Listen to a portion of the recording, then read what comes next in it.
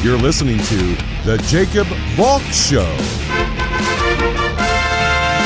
He's breaking down the latest and greatest in sports as only he can. Follow him on Twitter at RealJacobValk. Here he is, Jacob Valk.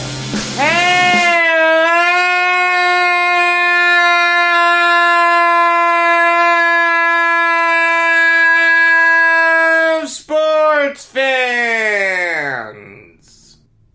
Welcome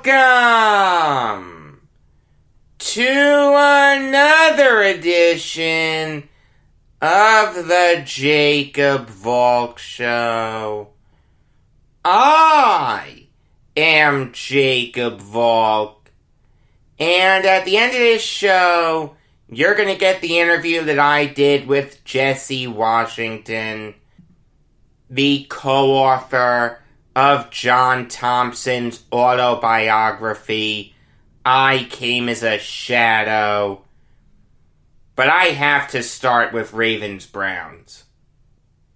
By far and away, the game of the year. 2020 has been a garbage year, but at least we had one of the greatest NFL games of all time. And I don't think that's hyperbolic. You think about the great games in the history of Monday Night Football. The Monday Night Miracle with Vinny Testaverde leading the Jets' comeback against the Dolphins. How about Brett Favre? The great game he had right after his father died. A couple of years ago, the Chiefs-Rams shootout, where they combined for 1,000,000 points. That game yesterday is right up there. You take a look at all the records that were set in that game. It's incredible. Records that I didn't even know existed. That's the best way to start breaking this game down. All the records that were set. For starters, the final score, 47-42 Ravens, is a scoreagami. We've never had that score before in NFL history. So we got a scoreagami! Yeah! I love scoreagami! It's awesome. I really love it. Lamar Jackson had 124 rushing yards in that game. The most rushing yards by a quarterback in a Monday Night Football game. Yesterday, the Ravens and Browns combined for 9 rushing touchdowns. That is the most ever in a single game in modern NFL history. In 1922, there were 2 games where there were 9 rushing touchdowns scored, but that's not modern NFL history. The Ravens and Browns yesterday became the first pair of teams in NFL history to both have at least 4 rushing touchdowns in the same game. And a big thanks to the Baltimore Sun for putting this list together. 89 combined points, the most in an NFL game this season. There were 20 points scored in the final 2 minutes, the most in any game since 2013. The first game to end in a safety since 2016. At the end of the game, the hook and ladder. The Browns ran 25 yards the wrong way, desperately trying to win the game. Be honest, the way that game went, you wouldn't have been surprised if the Browns pulled it off. And what a bad beat that was. The Ravens were favored by 3 to win this game. They won by 5. So you went from a push to getting money or losing money depending on who you bet on because of that play. Some books had 4, but most had 3. Jarvis Landry also etched his name in the record books yesterday. He is the only non-quarterback in NFL history to have a perfect completion percentage and at least 70 passing yards on at least 4 pass attempts in a single season. This year, he's 4 for 4 in throwing the ball for 74 yards and a touchdown. Like I said, one of the greatest games in NFL history. You take a look at that game, neither team could breathe. The Ravens are up 21-14 at the half. They open up the second half by scoring a touchdown in only 5 plays.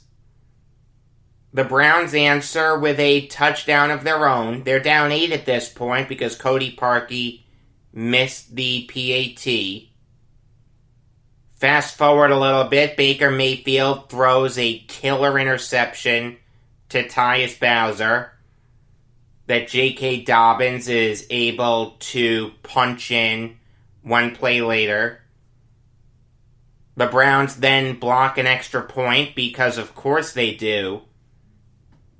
And then the Browns answer back with a touchdown and a 2-point conversion.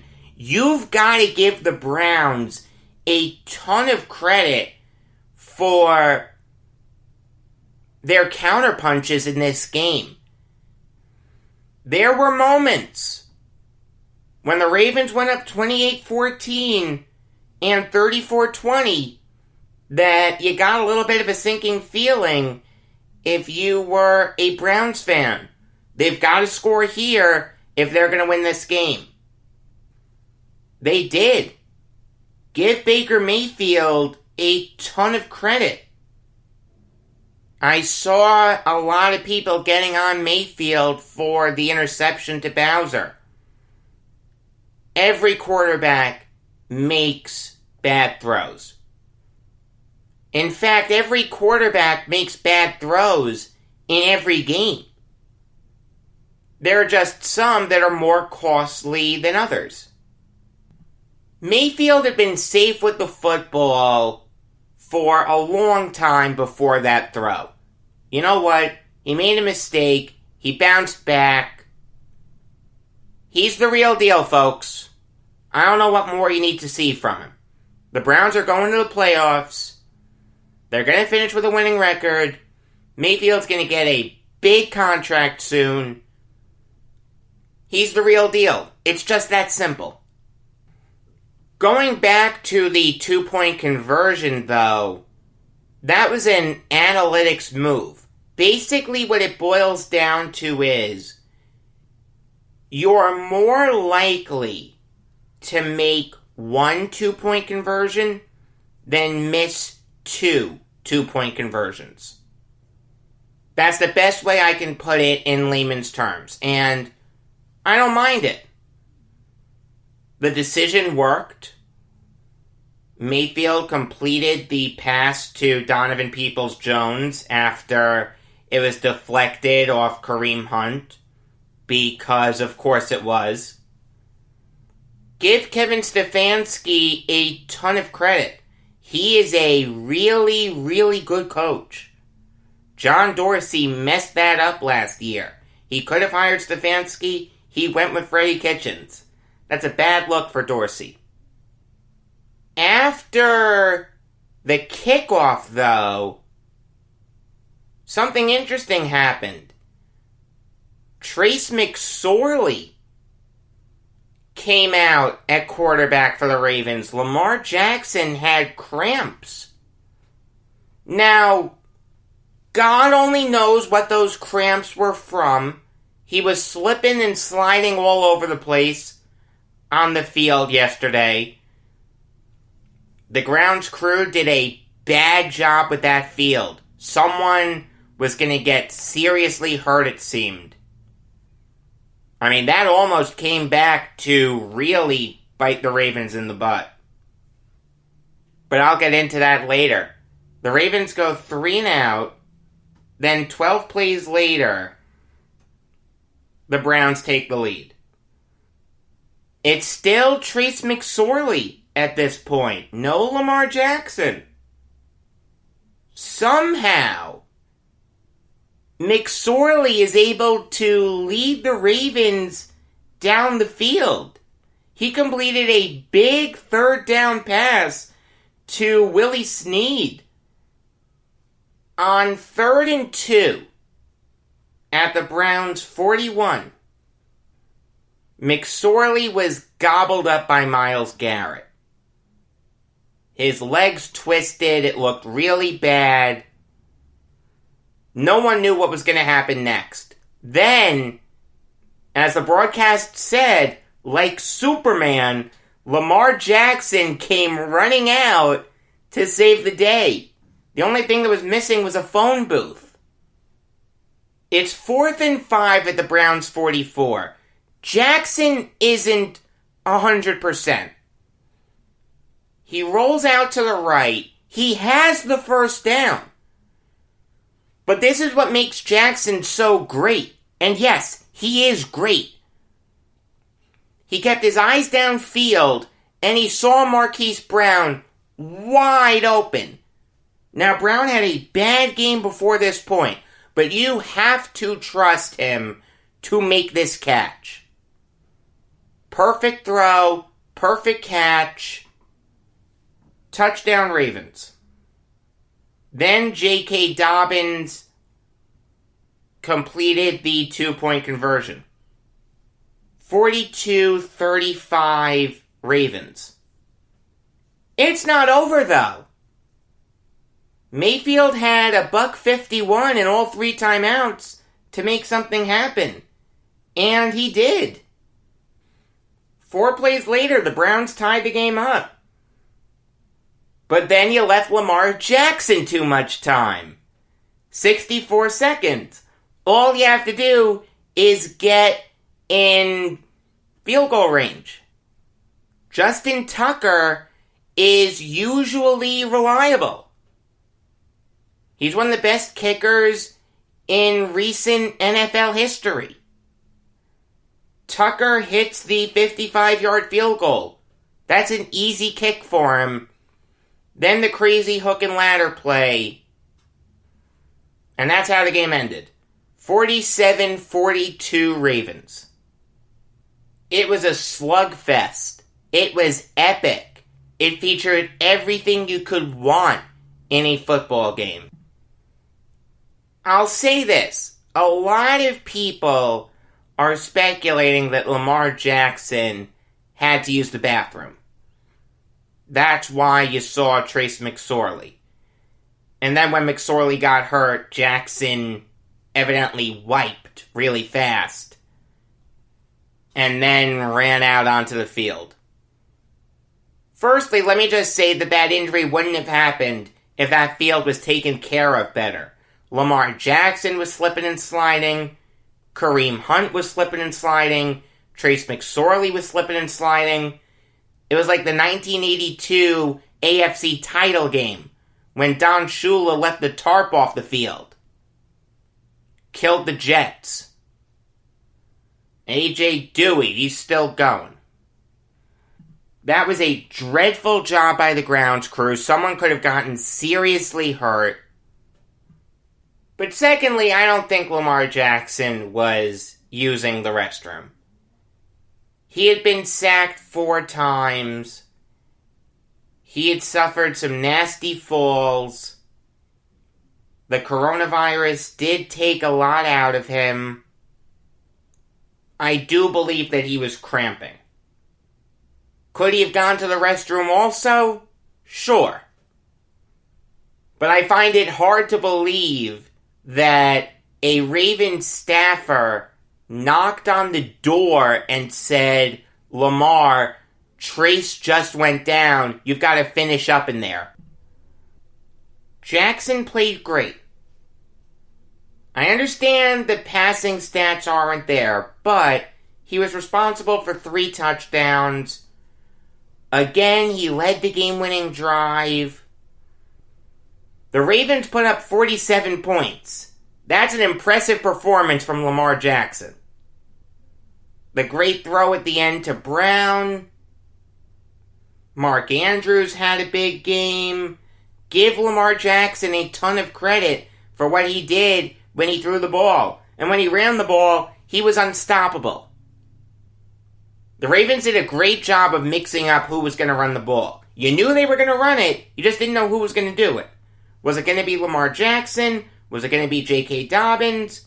Or was it going to be Gus Edwards? They all played well.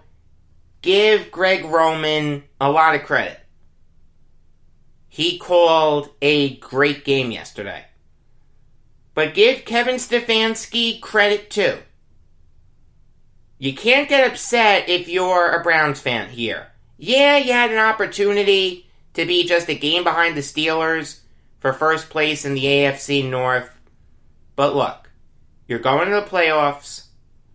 You put up 42 points in prime time. You've done all you can to convince people that you're the real deal.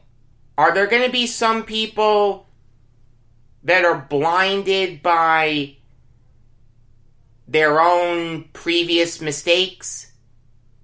People who may not have liked Mayfield coming out of Oklahoma. People who thought this Browns season was going to be a repeat of last season. Yes. There are going to be those knuckleheads. But to the smart NFL fan, there is no question that the Browns are the real deal. They have a great offense, led by a really talented young quarterback, someone who I love in Baker Mayfield. I've said it before, I'll say it again. Chubb and Hunt are the best backfield duo in the NFL. They complement each other perfectly. Chubb is better on the ground, Hunt is better through the air. Donovan Peoples-Jones had a big game. Rashard Higgins had a big game. Jarvis Landry had a big game. David Njoku had a big game. I'll say one thing. There are people speculating on Odell Beckham's future with the Browns. Like I said, the Browns were dreadful last year. They went 6-10. Mayfield took a step back. Freddie Kitchens was inept. Myles Garrett nearly killed Mason Rudolph. John Dorsey lost his job. And now look at what the Browns are doing without Beckham. They're 9-4. They're a really good team. So the question is, what happens when Odell Beckham comes back? Is he gonna upset the apple cart? I mean, it's a valid question. I like Beckham a lot. I'd take him on the Jets in a heartbeat. Could you imagine Trevor Lawrence and Odell Beckham together? Oh my God. The Browns would save $15.75 million if they moved on from Beckham. This is a Browns team that's actually in a little bit of cap trouble for next year. As it stands right now, they're only going to have just under $27 million in cap space for next year. That number can grow to $42 million if they move on from Beckham. It's not crazy to speculate about, I don't think the Browns would cut Beckham. I think they try to have him take a pay cut. They could certainly trade him, but what are you going to get for him? We can talk about what Stephon Diggs and DeAndre Hopkins got in March, but the simple fact is, those guys were coming off relatively healthy seasons. They each missed a game in 2019. That's it. They played 15 games. Beckham only played in 7 games this year, and let's not forget 2017, where he only played in 4 games. I feel like the best you could get for Beckham would be a third. Would there be some teams that would jump all over that? Absolutely. I don't know if the Browns would. The Browns gave up a first, a third, and Jabril Peppers to get Beckham. To trade him just 2 years later for just a third rounder? I don't see them doing it. Is it possible? Yes. And again, if I'm the Jets, I'm all over it. But something tells me they're going to try to find a way to make it work with Beckham. One final thing on the game before we move on.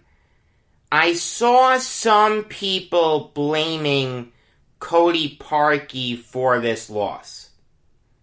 He missed a 39-yard field goal to open up the second quarter. If he hits that field goal, the score is 45-45.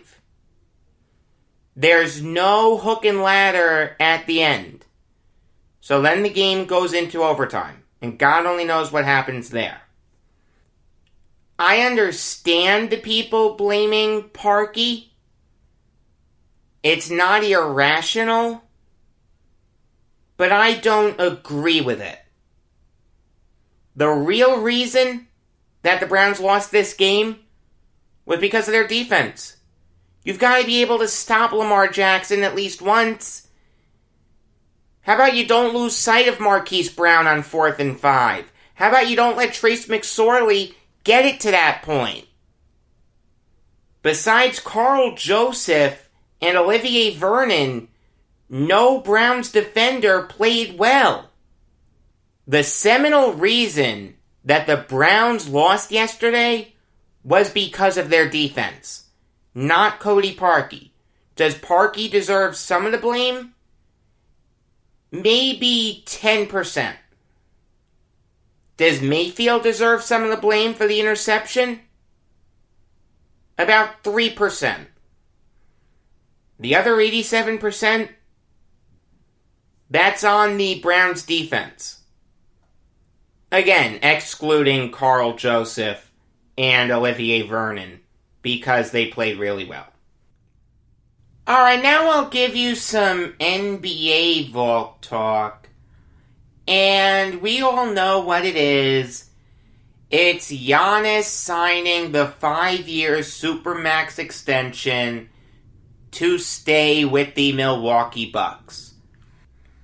Now, we don't know the exact amount of the contract because the salary cap goes up at a different rate every year.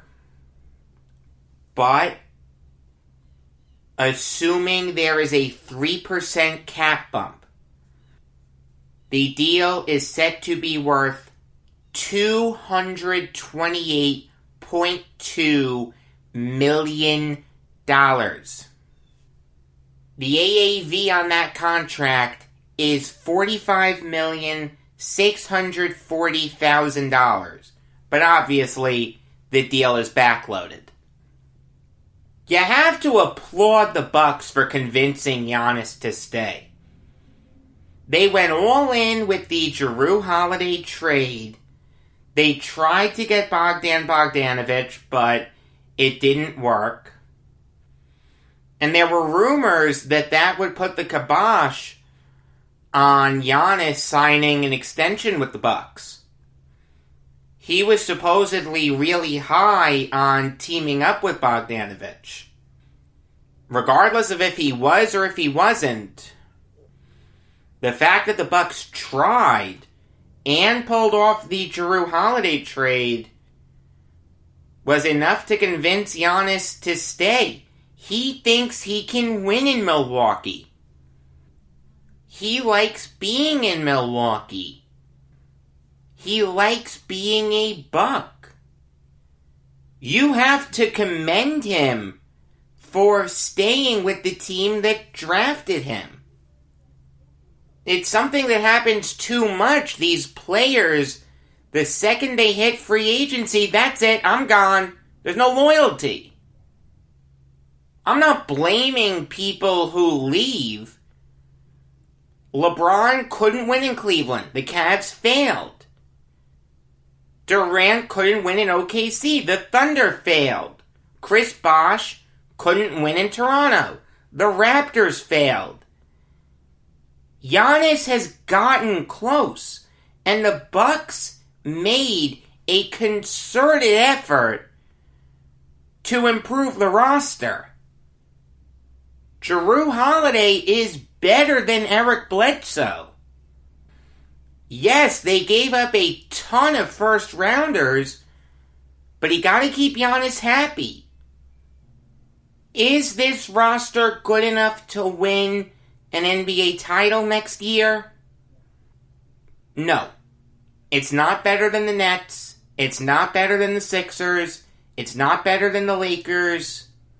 They're not winning an NBA title. But the Bucks have shown that they are committed to building around Giannis. They are not content with first and second round playoff exits. They want to make a legitimate run at this thing, damn the torpedoes, and go full speed ahead. You cannot fault the Bucks for anything that they did. The Holiday trade, their efforts to bring in Bogdanović, and committing this much money to Giannis.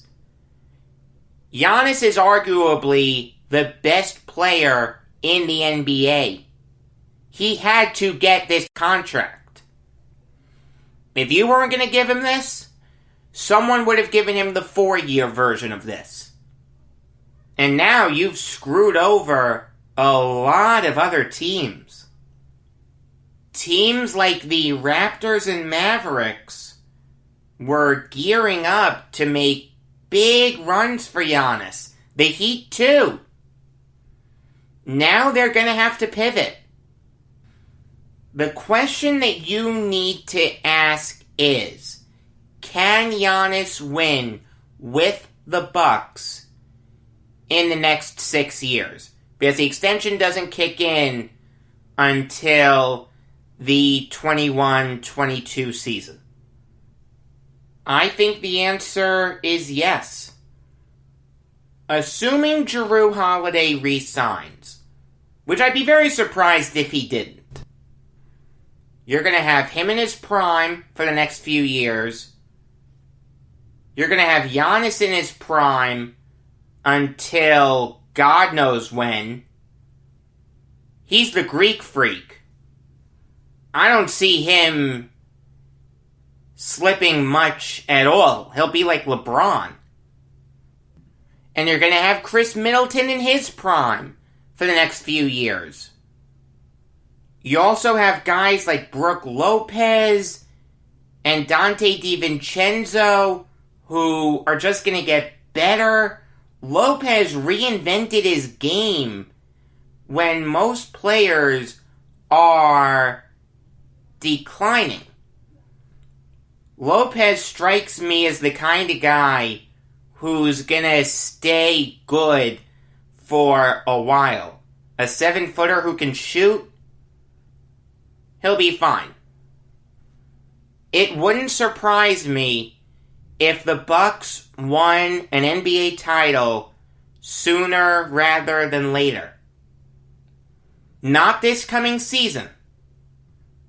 I've said this before. I think the Nets are going to win the NBA championship. I really do. But the year after, or the year after, it's very possible that it could be the Bucks. It's impossible to hate this move. You've got to commend the Bucks for convincing Giannis to stay. You've got to commend Giannis for being loyal. And it wouldn't surprise me at all if the Bucks won in the next few years. They have a core that can do it. The worst thing that could happen would be if Giannis spends his whole career in Milwaukee and never wins an NBA title. Is that possible? Sure, he could have taken the easy route. Could you imagine him and Luka together? Could you imagine him and Jimmy Butler together? That team is definitely winning an NBA title. But he wanted to be loyal to the city that drafted him. You've got to respect that. I'll say it again. I think the Bucks are going to win an NBA title sooner rather than later. Alright, now I'll give you some college basketball Valk talk. And I'll start with the upset that happened yesterday. Marquette beating Creighton 89-84. What made this win even more impressive for the Golden Eagles was that they were down by 9 at the half. They outscored the Blue Jays by 14 in the second half. And make no mistake about it, this is a big upset. Is Marquette a good team this year? They're not bad. They lost Marcus Howard, and if you'll remember from last season, I really liked Marcus Howard. They're running it back with guys like Kobe McEwen and DJ Carton. They also have Dawson Garcia, who's a freshman and a pretty talented one. But I don't think anyone gave them a snowball's chance of winning this game. This is a really good Creighton team. This is a Creighton team that played Kansas really tough last week. Lost by just 1 point. Now they're losing to an inferior Marquette team. That's a bad look. I'll tell you why Marquette won. Marquette won because they got really good bench production. They don't play a lot of players per game. Steve Wojciechowski, I'm sure I butchered that name, I'm sorry, only played 7 guys yesterday. But the 2 guys who he had coming off the bench, Justin Lewis and Greg Elliott, both played really well. Lewis had 11 points and 9 rebounds, and Elliott had 14 points on 5 of 6 shooting and 4 for 4 from the charity stripe. Creighton had every opportunity to win this game. Marcus Zagorowski just no-showed. He only shot 4 for 13 from the field, 0 for 7 from beyond the arc. Zagorowski is arguably their best player. They're not going to win too many games with him no-showing.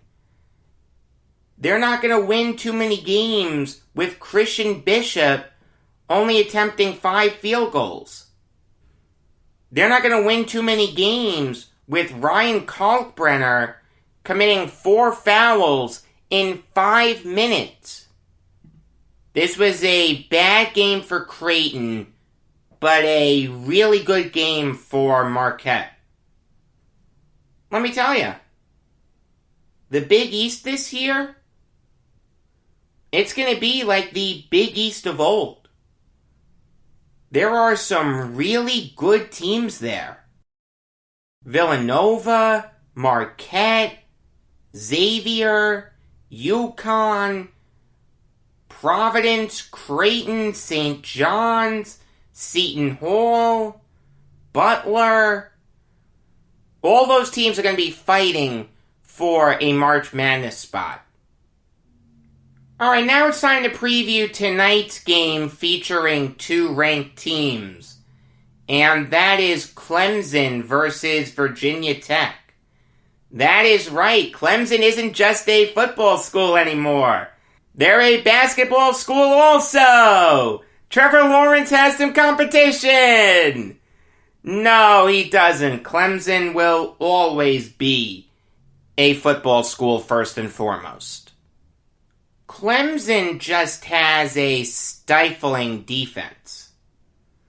They only have one guy averaging at least 10 points per game, and that's Amir Sims.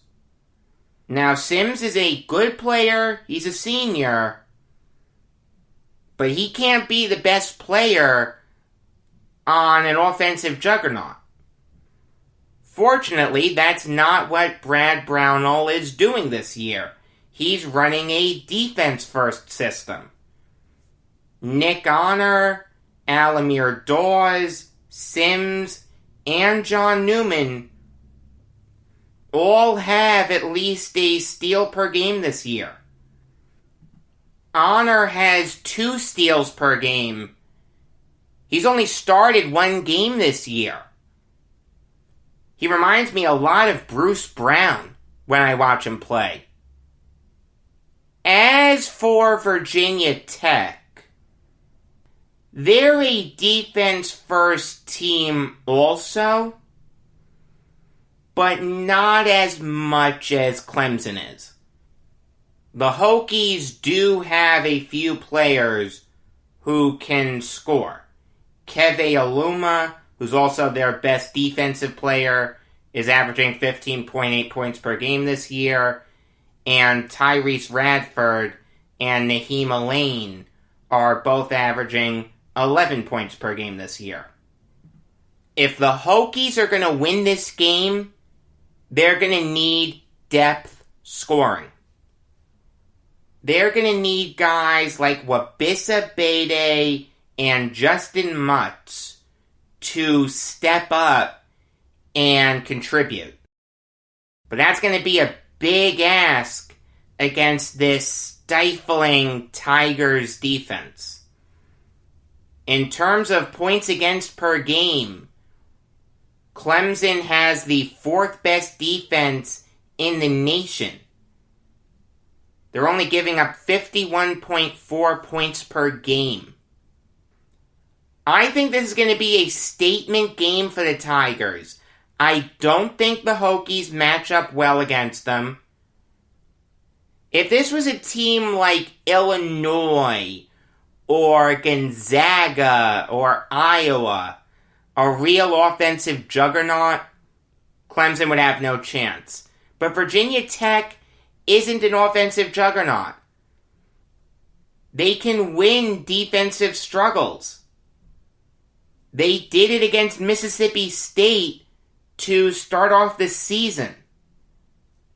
It wouldn't knock my socks off if Virginia Tech won, but I'm going to go with Clemson. Alright, now I'll give you some MLB Valk talk, and that is the Royals bringing back Greg Holland for 1 year at $2.75 million.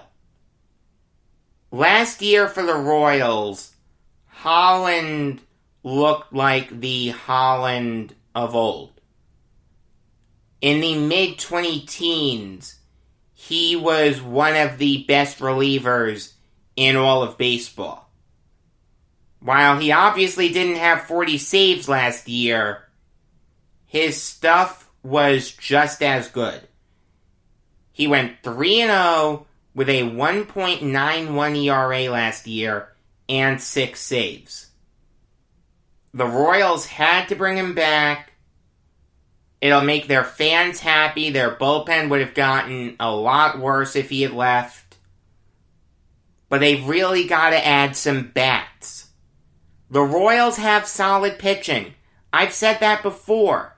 It's not great, but it's not terrible. There are worse pitching staffs in Major League Baseball than the Royals.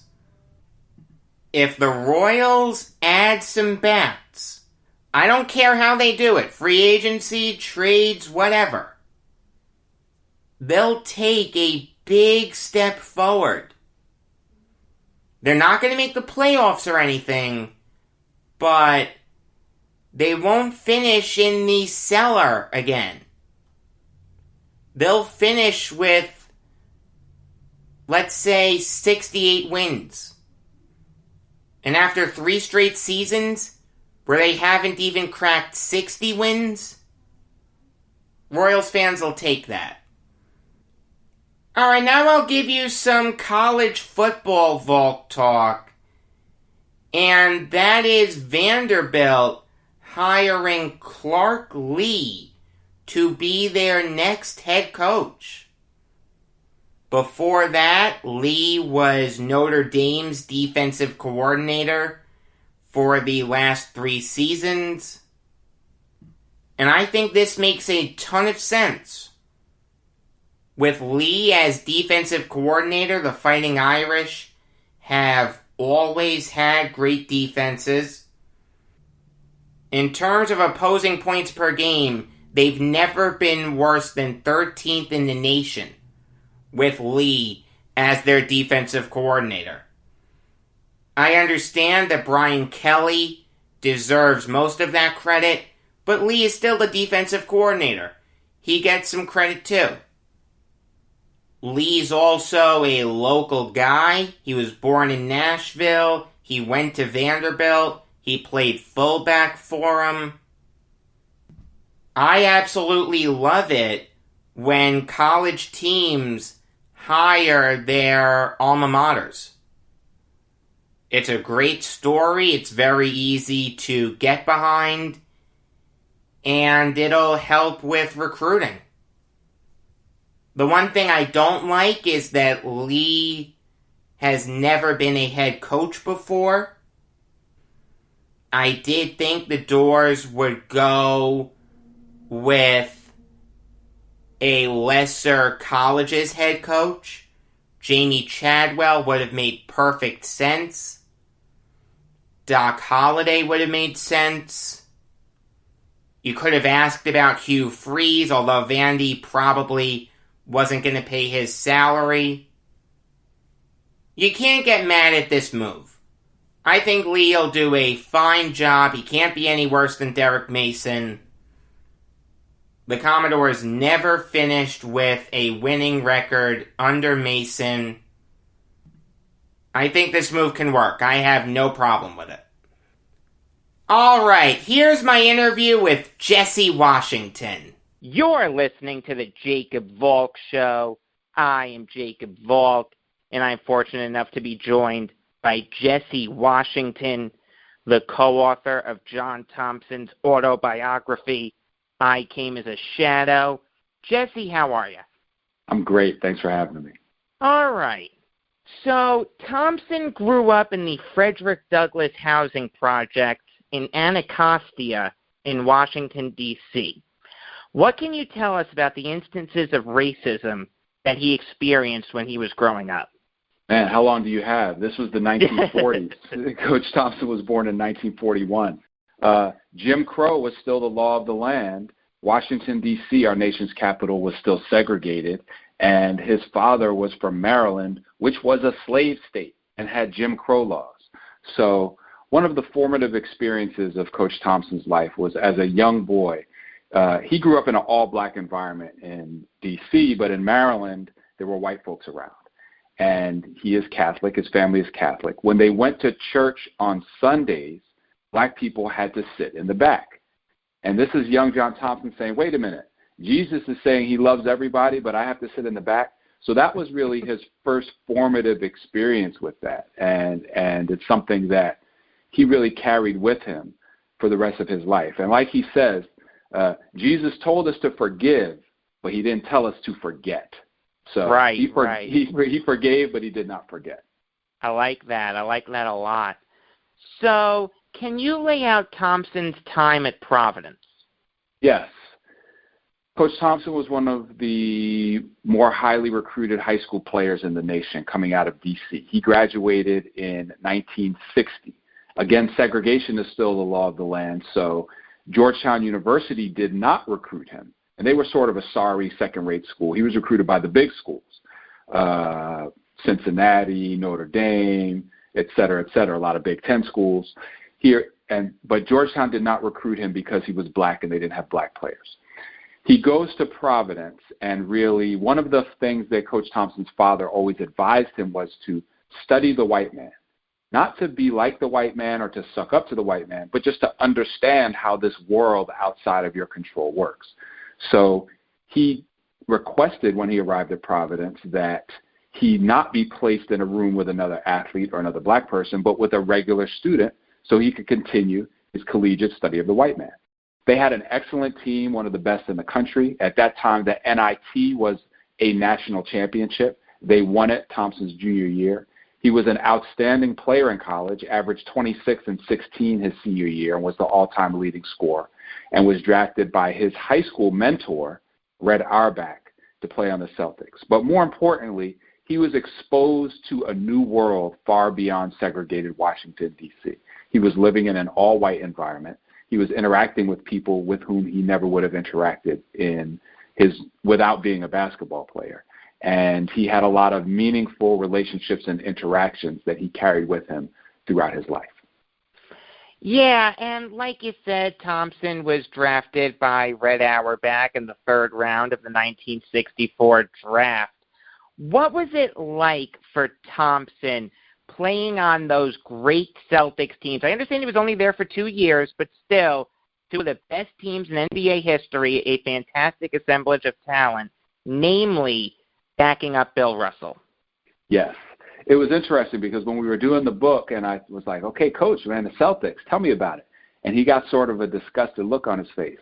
And he said, well, I was on the Celtics. I have 2 rings, but I never got to play for the Celtics because Bill Russell never came out the damn game. Yeah. So I figured he's exaggerating, right?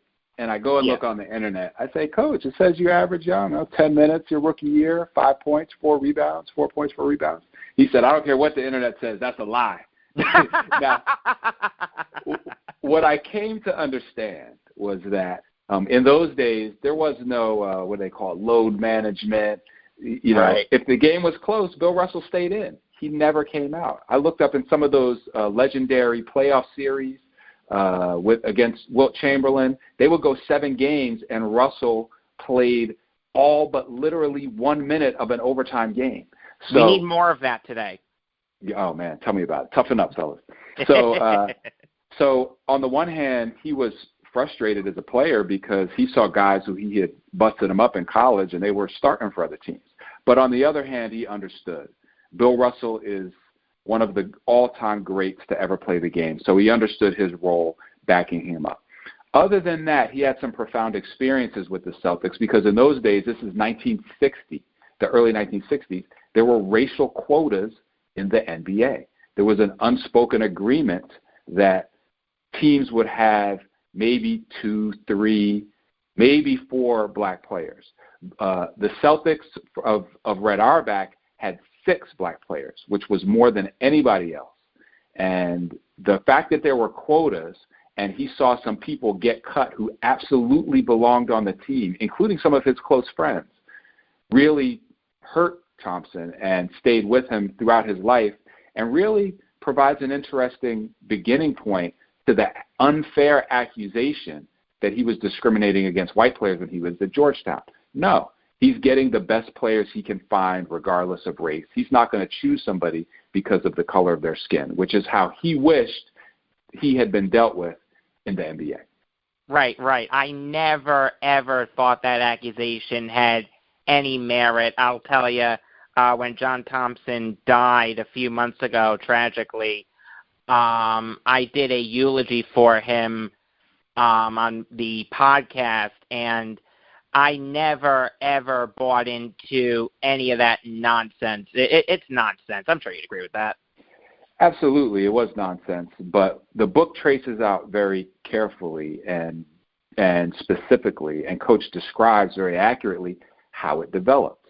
Right. And negative recruiting still goes on. This coach is going to say that the other coach is bad in order to get the players. But there was a different edge with it with Thompson. There was envy, and there were people close to him who told white recruits, don't go there, he's just recruiting you as a token, which was tremendously hurtful to Coach Thompson. So these sort of lies started going around. And then also, I think that people who didn't understand the game would look and say, how is it possible that Georgetown University would have an all-black team? This is Georgetown. There should be some white kids on that team.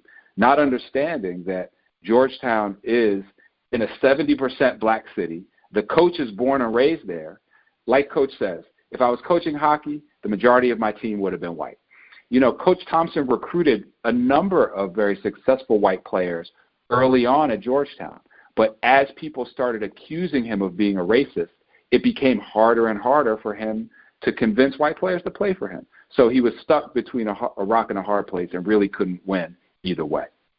Talking to Jesse Washington, the co-author of John Thompson's autobiography, I Came as a Shadow. So now it's time to get to Georgetown, what everyone thinks of when they think of John Thompson. I'll fast forward a little bit. Will you be able to describe the first March Madness game that Thompson coached in? Because when I read this story, I was taken aback. I did not know this. Go ahead. Let me hear. Okay, let me get this together. So we're talking about the game where that ref made the right. Right. Okay, and it was against Central Michigan. Yes. Okay. So his third season at Georgetown. Mind you, when he got to Georgetown, the team had gone 3-23 the year before. Nobody knew anything about Georgetown basketball. Very few people really knew about Georgetown University. It was a regional institution. 3 years later, he takes them to the NCAAs. And in the first round, they play Central Michigan. And at the end of the game, it's a tie ball game, and he runs a play for Jonathan Smith, who goes up to take a 20-foot jump shot. Jonathan Smith goes up. The defender slides in underneath him. Jonathan Smith falls down. The defender falls down. The ref blows the whistle. Coach Thompson is ready for John Smith to go to the free throw line and shoot 1-on-1 to win the game, but he called an offensive foul on the jump shooter. Yeah. Now, how does a jump shooter 20 feet out commit an offensive foul? Well, and this is where it starts to get complicated, because we did some research for the book, and I was like, I wonder who made that call. And the referee was a well-known individual from Mobile, Alabama, who was born in the 1930s and who lived his entire life with Jim Crow as the law of the land. So Coach Thompson is not accusing him of being a racist and trying to steal the game from him because he's black. But he's asking the question if that influenced that decision. And he demands the right to ask that question, because, of course, you have to ask it. Here's a big black coach with a black team with a white woman on their bench, their academic advisor, Mary Fenlon, coming down to play a game in the Deep South against a team with more white players. And this is a referee who grew up a white man from a racist environment. So we have to ask the question. And part of the conundrum of being black for John Thompson in this era, quite honestly, part of the conundrum of being black in this era now is you're not really sure whether racism is influencing the outcomes in your life. And so he really had to struggle with that. He was outraged. When he went back and looked at the tape and showed it to all the media, it showed clearly that it was not an offensive foul. They lost the game, and it was a huge disappointment. Coach Thompson wasn't happy just to be in the NCAA. He came to win, and he deserved to win, but that was taken away from him for a reason that is very hard to pin down, but he is very reasonable to suspect that it could be racism. Let me just play devil's advocate for a minute. And I'm not saying that Thompson's theory is wrong. Obviously, I wasn't there. Obviously, I haven't seen video. But I'm just playing devil's advocate. Is it possible that it was just a terrible call like we've seen a million times before? Yes, it is possible. And Coach Thompson is very careful not to say, hey, man, this is a racist. So let me, if you don't mind, let's read this little part here. I have it up on my screen, and I think it will be instrumental because it shows how he turns these things over and deals with them. Sure. Here's the thing about that call. The ref who cost us the game was a white man named Reggie Copeland, born in 1929 in Mobile, Alabama. Copeland lived his life with Jim Crow as the law of the land.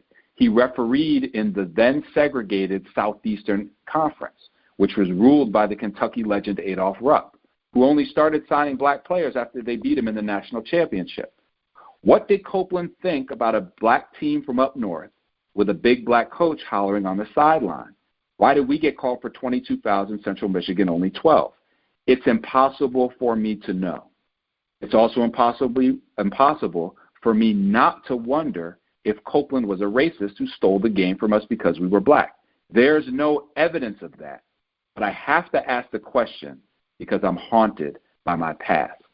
Any intelligent person would ask the question because it's a huge unreachable mystery so many of us have to endure.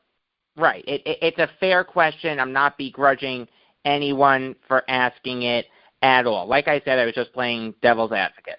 It's a legitimate question, and I think that it's a credit to Coach that he's not running up and down, jumping and screaming, racist, racist, racist. He says clearly, there's no evidence of it being racist, but I have to ask the question. And to me, that just sums up so much of the black experience in America and our difficulty in forgetting the past, some white folks' unwillingness to allow us the latitude to wonder about the past is the source of a lot of our current tensions. So let's get on to a less controversial topic. Georgetown was good in Thompson's early years, but it wasn't until Sleepy Floyd got there that the Hoyas became very good. What can you tell us about Thompson's relationship with Floyd? Right. Well, Floyd was not a highly recruited, a hamburger hero, as Coach Thompson liked to call McDonald All-Americans. And Coach Thompson really reveled in his ability to find players in the nooks and the crannies and the out-of-the-way places. And he has a long list of guys who he discovered who nobody else could find. So Sleepy definitely put them on the map. But before Sleepy, and Coach I could hear Coach in my ear right now, were two very important players, John Duran, known as Bebe, and Craig Big Sky Shelton. So those guys were the ones, two of the highly recruited guys out of Washington, D.C. Craig Shelton was a national recruit. They came, put Georgetown on their back. Then Sleepy came, and Sleepy could score on anybody. And this is a guy who was a 17-year NBA pro. So he loved Sleepy. He loved Sleepy. He said that Sleepy was so good that if he missed a shot, he thought it was the rims and not him. And yeah, when Coach told me that, I laughed too. And Coach said, nah, Jesse, the man was serious. He said, Coach, there's got to be something wrong with these rims. The ball's not going in. A good craftsman never blames his tools. There you go. So how did Thompson convince the highly coveted Patrick Ewing to attend Georgetown? Education. Okay. That's the long and the short of it. He went up there, and Coach Thompson had a very specific recruiting pitch. He never promised anybody anything. As a matter of fact, he would tell them the opposite. Hey, I can't guarantee that you're not going to start. I'm sorry, I can't guarantee that you'll be in the starting lineup. So he told Patrick Ewing that, if you come to Georgetown, I don't know if you're going to start. I don't even know if you're going to get a whole lot of playing time. Did Coach Thompson know that was nonsense? Yeah, he knew. But he was he was treating Patrick like every other guy who came through. The only thing I can guarantee is that if you come here and you do what you're supposed to do, you will get a Georgetown diploma. And his parents were hardworking people from Jamaica who came to this country in order for their children to be educated. And so that really struck a chord. But more importantly than that even is that Ewing decided to choose Georgetown out of all the other schools that recruited him because he admired Coach Thompson and said, this is somebody who I can learn from and emulate. And lo and behold, Coach Ewing is now the coach of the Georgetown Hoyas. So really, I guess to answer your question in a more full way, Coach Thompson convinced Patrick Ewing, the Zion Williamson of his time, to come to Georgetown by being himself. I like that answer. That's a great answer. And education was so important to Ewing that's why he stayed for his senior year. Ended up with the Knicks, unfortunately. I'm a Nets fan. I hate the Knicks. I'd have loved Patrick Ewing. I'd have loved Ewing to have spent his whole career as a trailblazer. Let Sam Bowie be a Bull, or Jordan could be a Bull. I don't care. Just get Ewing off the Knicks. Man, how history would have changed. But no, Patrick passed up millions of dollars. And Coach Thompson felt an obligation to go and sit down with Patrick's parents after he became one of the best players in college basketball and say, hey, your son could go pro right now and make millions of dollars. And he didn't want him to go pro, but he said, I have to explain to these people the value of their son. And then he said that Mrs. Ewing, Dorothy Ewing, God rest her soul, banged her fist on the table and said, Patrick will get his education. And so at that point, Coach Thompson always said, once I got the sale made, I didn't hang around for people to change their mind. So as soon as Patrick's mom said he's coming back to school, he said, well, I know y'all got things to do, and I got to get on home. I'll see y'all later. And he left. Talking to Jesse Washington, the co-author of John Thompson's autobiography, I Came as a Shadow. So can you lay out the 1982 March Madness championship game? Yes, this is Carolina, correct? Yep, the Fred Brown game. Okay, so first of all, we got to understand Carolina was coached by the legendary Dean Smith. And Coach Thompson and Dean Smith were the closest of friends.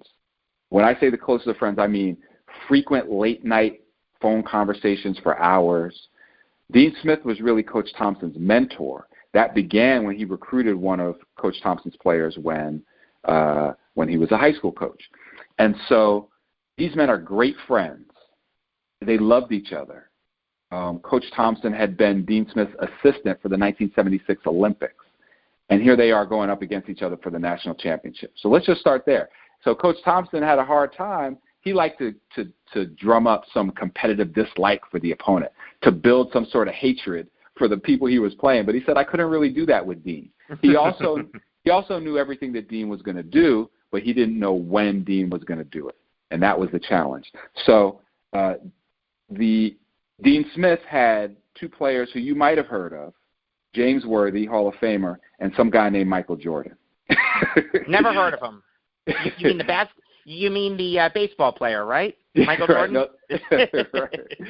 So, but the funny thing is that Jordan was a freshman and Worthy was the star of the team, and Worthy was the star of that game. If you go back and watch that game, Jordan didn't have the ball in his hands all the time. You know, he was just hanging around getting some offensive rebounds. So the game comes down to Sam Perkins too had a good game that game. He did have a good game. Patrick Ewing had a great game. I think 23 and 11. Did he though? Like because Ewing had a lot of goaltendings in that game though. Good question. Let's talk about the goaltending. Ewing had 5 goaltending calls at the beginning of the game. Here's what Coach Thompson had to say. Everybody thought Patrick was hyped, and I'm paraphrasing here, not reading. Everybody thought Patrick was hyped up and too excited. Heck no. I told him to do that. I said if anybody comes in the lane, send it back at him. And here was his logic. This is James Worthy you're talking about, Sam Perkins, Michael Jordan. If they get in or shooting layups, it's going in. They're not missing these layups. So why not have Patrick block everything to make them think about it? Because any player wants the satisfaction of coming in and making a nice shot and scoring and jogging back on defense. But when Patrick is swatting everything out of that, you start to think a little bit.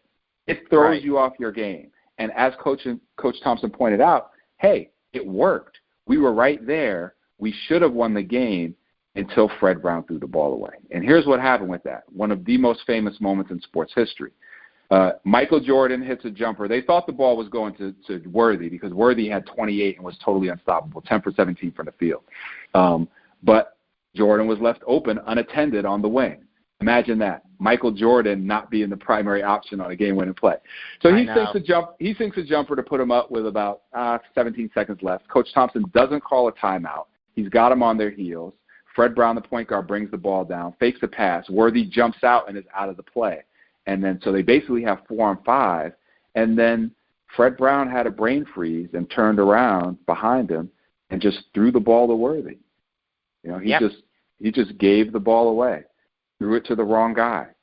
And I've always been curious about this. What did Thompson say to Brown after that? He didn't say what he said, and I'm not sure that he remembers because, how can you remember? You're in a stadium with 60,000 people. But what he did do was he hugged Fred Brown.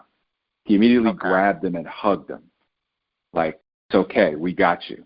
And that is a really enduring image of what kind of person Coach is. And what Coach said, I said, so why'd you hug him? And he said, I didn't think about it. I just responded because when I got in trouble, my mother would hug me.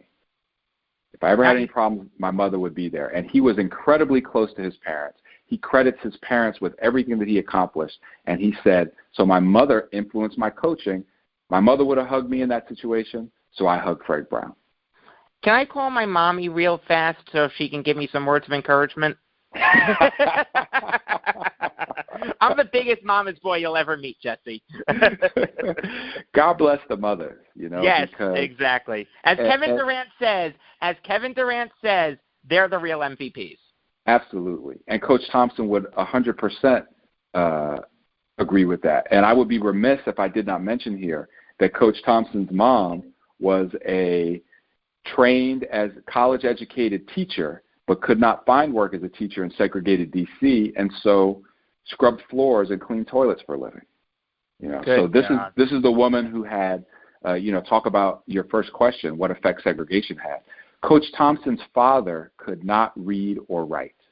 He grew up having to work in the fields of Southern Maryland from an early age, and so the intellectual giant, John Thompson, had a father who was illiterate and a mother who was a trained teacher who scrubbed floors. And unreal. And then here we are years later. He's on national television with, 40 million people watching the game.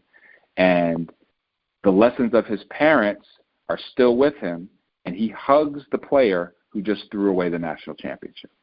Wow. Okay.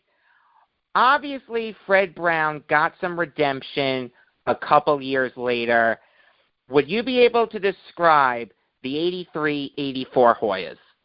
Yes, I watched the game with I watched the championship game with Coach. But that team was, as Coach said, that was the year they said that the best team in the country was the Georgetown Hoyas, and the second best team in the country was the Hoyas bench. They had 5 guys coming off the bench who could have started for most other teams. And I don't have the roster in front of me, so I don't want to mess up or leave out anybody's name. But don't worry, I do. just a phenomenal collection of talent. And Coach Thompson's teams played very tough, aggressive, full-court defense, but very strategic. He had a variety of different types of pressure defenses that he would use: run and jump, 2-2-1 press, 1-2-2 press, man-to-man press. And it was interesting because sometimes we'd be watching the game and they'd have the press on and they'd break the press. And then I'd say, they got through that. And Coach would say, the purpose of the press is not always to steal the ball. Sometimes it's to cut the clock. Sometimes it's to tire them out. So a lot of people judge the success of the press by whether you get a steal, but that's not how I look at it. So his team played extraordinarily strategic and controlled basketball. These guys weren't running around going one-on-one by any means. Now, sometimes they would get in one-on-one situations and he would give them the freedom to do their thing, but they passed the ball and looked for an open shot. And what he said in the book was, some people might watch us play and think that it was boring. I considered it an expression of our excellence. So, and then you had Patrick Ewing in the middle of a 1-3-1 zone defense.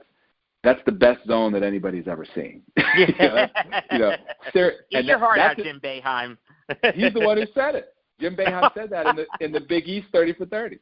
So, it's just one of the all-time great teams of college basketball, and they won the national title over Houston and the great Hakeem Olajuwon rather easily. Phi Slamma Jamma. Yep.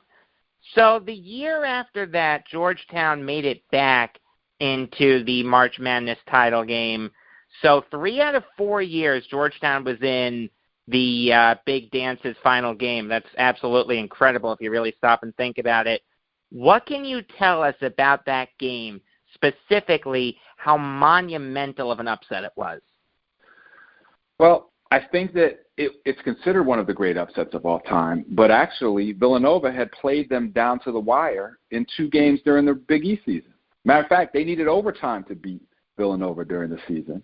And also, in both of the previous games, Georgetown had trailed at halftime. So I'm still trying to figure out how Villanova is supposed to be so much of an underdog. And here's what I came up with. And when I say I mean talking to Coach. It's Georgetown. They were the villains of college basketball. They were big. They were aggressive. They were very black. John Thompson was very black. This is the year that people started calling him things like headlines, like monster, ogre, executioner. When John Thompson would walk into the arena, the opposing bands, these are students, they would play the Darth Vader theme music. Now, why is that? Why would they do that? John Thompson has never committed any crimes. He never put his hands on anybody. But he was a 6'10" black man with an all-black team that played aggressive basketball. And so people stereotype them as thugs, as violent, which is things that, as we are all too aware of, even in the year 2020, happens with black men. So the reason why it was considered such an upset is because this is big, bad Georgetown. They're bad people. They're dangerous. You don't think it has anything to do with the fact that Nova was an 8th seed that year? A little. I'll give you that a little. But I mean, yeah, they had lost 10 games, so they were like 26-10, something like that at the end of the season. So yes, on paper they didn't match up. And let's be honest, Georgetown was the better team. Yes. Georgetown was absolutely the better team. But what happened was that Villanova had one of those games where everything they threw up went in.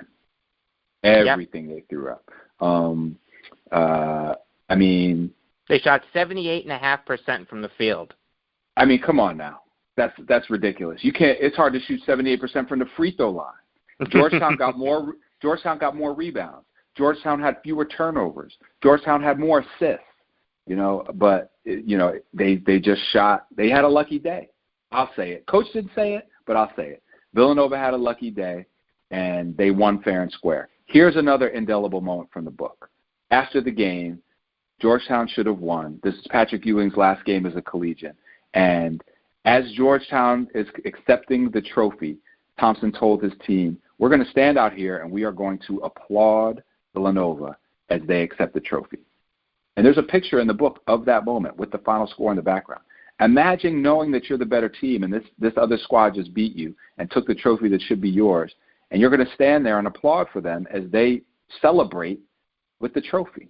I mean, that's just the incredible type of character and leadership that Coach Thompson really showed and that comes out in this book. Talking to Jesse Washington, the co-author of John Thompson's autobiography, I Came as a Shadow. So can you lay out Thompson's experience with Rayful Edmond III? Rayful Edmond was a drug kingpin, and not a drug dealer, not a guy who was out on the corner selling, a couple of nickel bags. Rayful Edmond was a major supplier for the entire East Coast. He was like Pablo Escobar. He was like the Escobar of D.C. and beyond, absolutely. And he was hanging out with some of Coach Thompson's players, and Coach Thompson got word of it. So what do you do in that situation? This is one of the most highly anticipated sections of the book. People who knew I was working on it, that's the first thing they always ask me about. So I really want to let Coach Thompson tell it in his own words. But long story short, for those of you who aren't familiar with the story, Coach Thompson was able to call a meeting with this drug dealer who came to his gym, and then they dealt with the problem from there. So think about how does that happen? Like, is Mike Krzyzewski going to get a hold of a drug dealer? No disrespect to Coach. No disrespect to Coach K. Coach K is great, but how is that going to work? I mean, Coach Thompson had that kind of relationship with his hometown of D.C., had so many people that he knew in the streets, in the playgrounds, in the clubs. And so they had a meeting, and for the first time in his life, Coach Thompson describes what actually took place when he sat down with Rayful Edmond, and I was captivated by it. I hope you guys are too. Yeah, I got to tell you, I read the book after your publicist emailed it to me, and it was a crazy chapter. It's well worth the read. So, thank you for that, Jake. Appreciate that. No, of course. So Alonzo Mourning and Dikembe Mutombo shouldn't have been able to play together, but they were a very potent duo. How did Thompson make those two work? With difficulty. He said it was like having two thumbs on the same hand. It's a good way of putting it. Yeah, he said, who guards the perimeter if you got these two big guys out on the court? Because, you know, the game was much different then. The game was played inside out. Yeah. I think that it's not in the book, but I heard about an anecdote where one of them, like Dikembe might have taken a jumper or something, and Thompson was like, get your butt down in the post and stay there. That's where you're supposed to be. And I'm leaving out probably about 35 profanities that might have been used in that.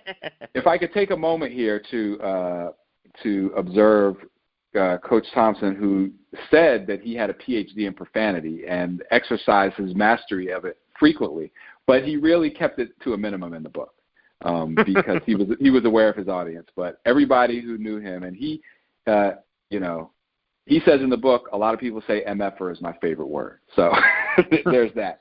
Although I will say this, the N word is spelled out a lot in that book. Why did you guys make that decision? Because Coach Thompson feels that it is silly to avoid it. It's a word that was used, and to say N-word or to try to, avoid it in some way is pointless. And so he chose to use it. And frequently he uses it to put it in the minds of white people who are dealing with him in a racist fashion. And if I may be so bold as to repeat it, for example, please don't. Okay, then I won't. So then he would say, I like my sponsors. Sponsors, Jesse. But when he would describe certain treatment that he or his players was receiving, he would say, they thought we were some blanks who didn't know our place. Yeah, I mean, look, it's certainly powerful to see it in print. There's no question about that. It's a word that I would never say, and quite honestly, when I hear it, I cringe. Yeah, well, and I appreciate your sensitivity towards it. That's I don't take that for granted or take it lightly. And I think that Coach Thompson used it for a purpose, and he wanted to shock you and slap you in your face at certain times when he chose to say it. So the last great player that Thompson coached was Allen Iverson. Would you be able to describe Thompson's relationship with AI? Love. Father-son.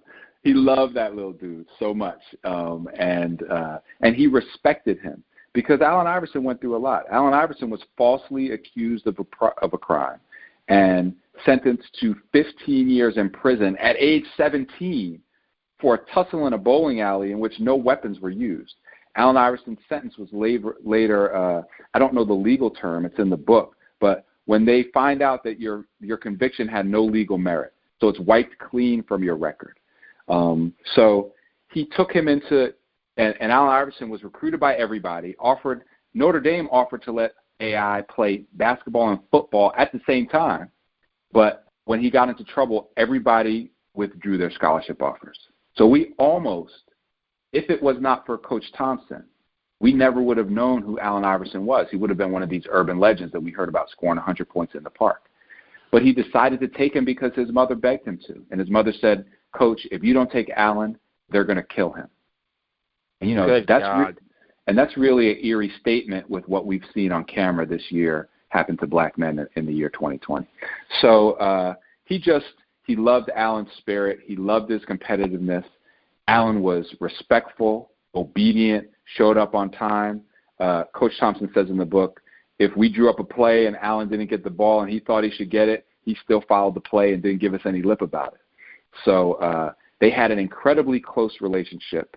Allen still calls Coach all the time, and I would be with Coach and the phone would ring and They love each other. They really do. And Iverson says, not with exaggeration, Coach, you saved my life. Thank you for that. You saved my life. Because people don't know, Allen Iverson came from an extremely impoverished background, as in not having enough food to eat, not being able to feed yourself. And so for him to do what he did and be able to accomplish that after all he went through, he credits Coach Thompson with that, and Coach deserves some of that credit. Talking to Jesse Washington, the co-author of John Thompson's autobiography, I Came as a Shadow. And Jesse, I'll get you out on this. Thompson always stood up for what he believed in, and we've seen a lot of people do that this year. I know that this isn't in the book, but I'm curious if he ever mentioned something to you about his feelings towards this year's protests that raised awareness of racism in this country. Yes, he did mention it, and he touched on it in the introduction, in that he's proud. He's proud of these young people. He's very proud of the athletes who are using their platforms to speak out against injustice. And he doesn't like riots. He's disturbed by them. But he also said that the fear of the riot is more powerful than the riot itself. And he said in 2020, the fear of the riot has returned. So this moment, he says, for young people to protest and stand up for themselves and to feel the freedom to do that is one of the reasons why I did the things I did. To give them the courage, to help them understand that, yes, you can speak up and stand out, and we have a responsibility to each other and to our country, because Coach Thompson loved America. He was a patriot. That we have this responsibility to change things and not to accept injustice. So he was gratified by what he saw and encouraged by it and thought it was a wonderful thing. Without John Thompson blazing the trail, I don't think we see the protests that we saw this year. I'm sure you'd agree with that, right? Absolutely. That's a great point. And he gave a lot of black athletes a conscience and showed them you can stand up for yourself. You can be unapologetic. You can be unapologetically black.